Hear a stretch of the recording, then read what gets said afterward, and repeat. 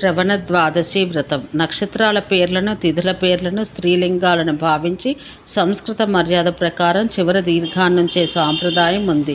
తెలుగులో అవసరం లేదు, పెట్టినా దోషమేమీ కాదు. ప్రాణులకు భోగం, మోక్షాన్ని కూడా కలిగించే వ్రతం ఇది. ఏకాదశి, ద్వాదశి, శ్రవణ నక్షత్రం ఈ మూడు యోగించిన రోజును విజయ తిథి అంటారు. ఈ రోజు హరిని పూజిస్తూ చేసే అన్ని కార్యాలకు అక్షయ పుణ్యఫలాలు లభిస్తాయి. ఈరోజు ఏకభుక్తం, నక్తవ్రతం, అయాచితం, ఉపవాసం, భిక్షాన్న కాదనం ఏది చేసినా దానికి అనంత పుణ్యం వ్రతికి లభిస్తుంది. నియమం: కంచు పాత్ర, తేనె, మాంసం, లోభం, అసత్య భాషణం, వ్యాయామం, మైథునం, పగటి నిద్ర, అంజనం, రాతిపై నూరిన పదార్థాలు వీటన్నింటినీ విసర్జించాలి. పెసర వంటి పప్పు ధాన్యాల్ని వదిలివేయాలి. భాద్రపద శుక్ల ద్వాదశి, శ్రవణ నక్షత్రం కలిసి ఒకే రోజు పడినప్పుడు ఇది గొప్ప మహత్తు గల దినం.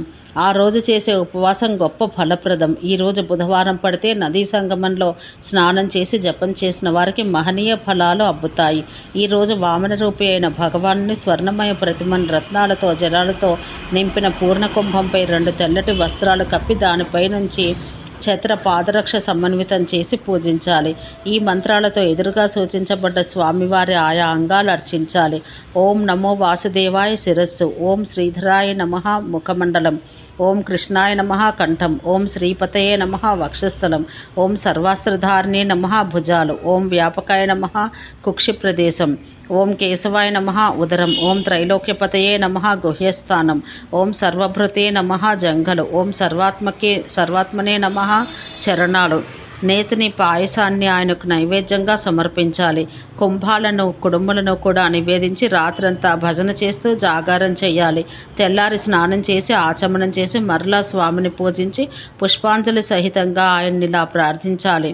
నమో నమస్తే గోవింద బుధశ్రవణ సంజ్ఞక అఘౌఘ సంక్షయం కృత్వా సర్వసౌఖ్య ప్రదోభవ.